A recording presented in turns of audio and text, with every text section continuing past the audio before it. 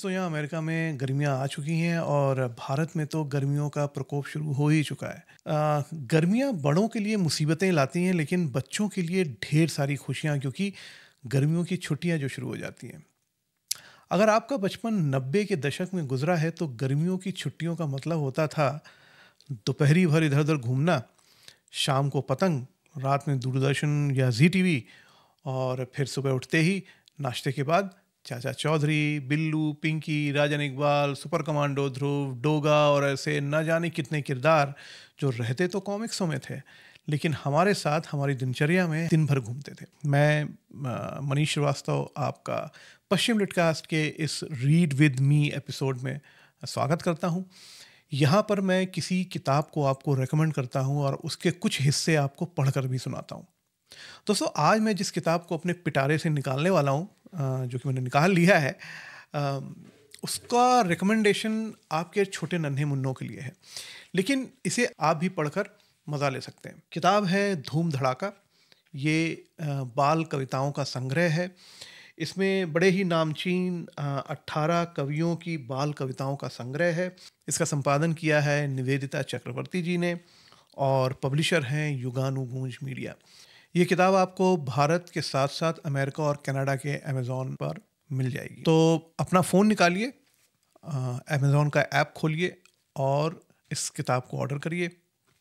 जब ये किताब आपके पास आ जाए तो अपने बच्चों को रात में सोने से पहले इसकी कविताएं सुनाइए।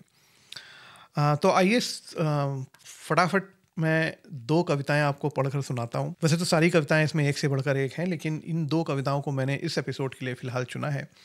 तो ये पहली जो कविता है इसका शीर्षक है बचपन, और इसे लिखा है सुरेश सपन साहब ने। बचपन।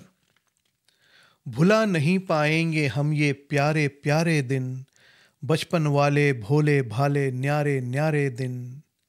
देर से उठना देर से सोना करनी नहीं पढ़ाई, जिस कारण करते हैं मम्मी पापा रोज पिटाई। कान पकड़कर मुर्गा बनने वाले सारे दिन, भुला नहीं पाएंगे हम ये प्यारे प्यारे दिन।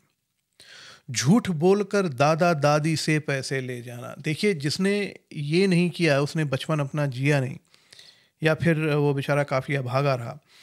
तो झूठ बोलकर दादा दादी से पैसे ले जाना, उनकी चाट पकौड़ी खाकर दिन भर मौज उड़ाना, ये मस्ती की बस्ती वाले राज दुलारे दिन, भुला नहीं पाएंगे हम ये प्यारे प्यारे दिन, बचपन वाले भोले भाले न्यारे न्यारे दिन।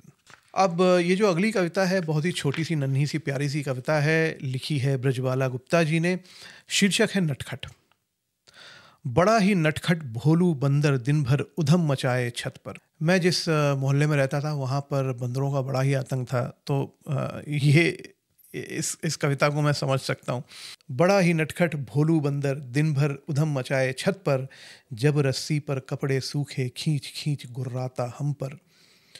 गली में आया एक मदारी अजब गजब करतब दिखलाता, रस्सी पर सर्कस दिखलाए चीकू मुनिया दौड़ कर आए।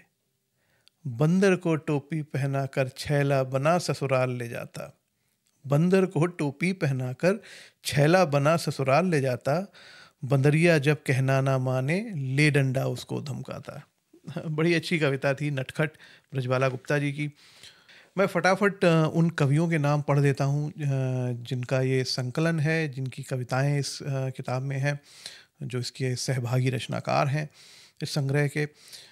मंजू श्रीवास्तव, आभा महेश्वरी, शोभना तनेजा, सरिता कपूर, राजेंद्र शर्मा, प्रमिला शुक्ला, अंजुला शर्मा, निवेदिता श्रीवास्तव, नीरू मेहता, अनिल श्रीवास्तव, सुरेश सपन, माला सिन्हा, अंजू कपूर गांधी, कुलभूषण, ब्रजबाला गुप्ता, प्रभा भार्गव, वीना कुमार, मधु खरे, और इसकी संपादक जैसे कि मैंने बोला निवेदिता चक्रवर्ती जी।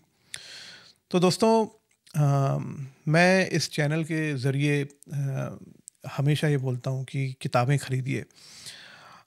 माना कि डिजिटल दुनिया है, जो कंटेंट है वो हर जगह अवेलेबल है, आपके फ़ोन पर, टैबलेट पर, कंप्यूटर पर, ऑडियो बुक्स के रूप में। लेकिन मेरा ये मानना है कि जब तक आप किताबों को हाथ पर लेकर पढ़ेंगे नहीं, किताबें आपसे बात नहीं करती हैं। और आप किताबें खरीदते रहिए, उसका संग्रह बनाइए, लाइब्रेरी बनाइए, लोगों से शेयर करिए। आप गिफ्ट के तौर पर भी किताबों को यूज़ कर सकते हैं, बहुत अच्छा गिफ्ट होती हैं किताबें। तो किताबें खरीदते रहिए। दोस्तों, ये था हमारा आज का एपिसोड। अगर आपको लगता है कि यूट्यूब के इस समंदर में हमारी ये कुछ जो 2 बूँदें हम इसमें डालते हैं, if they are worth your time, तो वो जो सब्सक्राइब का बटन वहाँ दिख रहा है, उसको दबा दीजिए, हमको सब्सक्राइब कर लीजिए अगर आपने नहीं किया है। अम, लेकिन अगर आपने हमको सब्सक्राइब कर लिया है तो आप हमारे अगले वीडियो का इंतज़ार करिए। और हमारी पूरी कोशिश रहेगी कि हमेशा की तरह हम साहित्य से जुड़े जो कंटेंट्स हैं वो आपको आपके सामने लाते रहें।